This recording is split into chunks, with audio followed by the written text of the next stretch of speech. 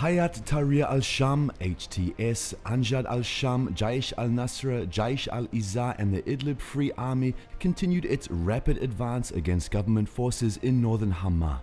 The HTS-led forces seized Balhasin, Arze, Talat al-Shiha, Khatab, Mardas, Eskandaria and some other points from government troops, mainly local militiamen from the National Defense Forces NDF.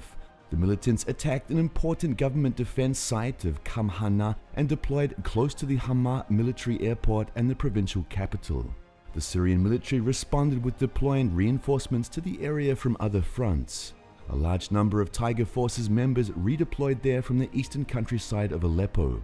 These units were mostly fire support groups equipped with Grad BM-21 multiple rocket launcher systems and howitzers. Some units of the 5th Storming Corps were ordered to move to Hama from the Palmyra area. The Lions of the Desert, a special forces unit belonging to the Air Force's intelligence service, will also strengthen the government forces in northern Hama. In eastern Damascus, government forces led by the Republican Guard and backed up by the Syrian Air Force regained the textile factory from HTS-led forces and attacked militants in the area of the electricity station. In the province of Aleppo, the Tiger Forces, backed up by warplanes, further advanced against ISIS terrorists near the ISIS-held city of Deir Hafer. Government troops captured Adsa, Al-Khalila, Jafra Mansour, Tel Akullah, Al-Kasra and Lalat Muhammad. The Syrian army's Tiger Forces and its allies cut off the Deir Hafer-Raqqa road and de facto encircled the ISIS stronghold. Some ISIS units are still able to flee Deir Hafer via the cross-country northeast of the city, but this is a temporary option. ISIS reportedly has about 400 fighters in the area. As soon as Deir Hafer is liberated, the crossroad town of Al-Madum and the Jira military airbase will become the high-priority targets for government forces in the province.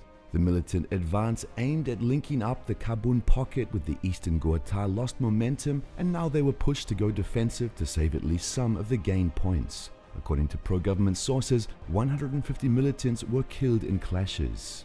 Major General Mohammed Hassan Sultan, a commander of the 2nd Battalion of the recently formed 5th Legion, has been killed in clashes with ISIS near Palmyra in the province of Homs. Government troops have been conducting advances north-south of the ancient city, aiming to secure its countryside. The government advance on the ISIS-controlled town of Arak has not resulted in a success yet.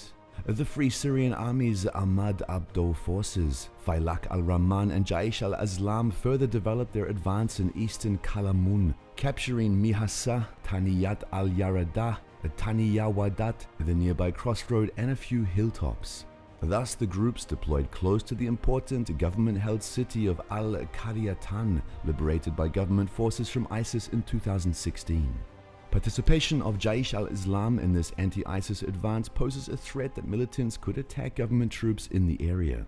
Earlier this week, Jaish al-Islam declared its support to the HTS-led advance in eastern Damascus.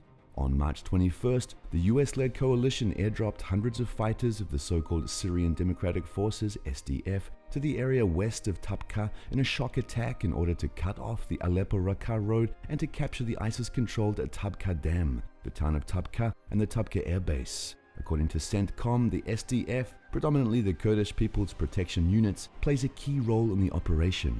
However, the coalition does not deny the presence of US troops in the area. In other words, the US-led coalition's ground force has spearheaded the operation. Since the start of the operation, US-led forces have cut off the Aleppo-Raqqa road and seized the villages of Abu Hurairah, Hidayeh, Kriyin, Al-Jamin and Al-Mushayrifah. If the US-led coalition forces are able to capture Tabqa, it will be a major step in isolating the ISIS stronghold of Raqqa. On the other hand, this move will prevent a possibility of government advance on these strategic sites near the Euphrates.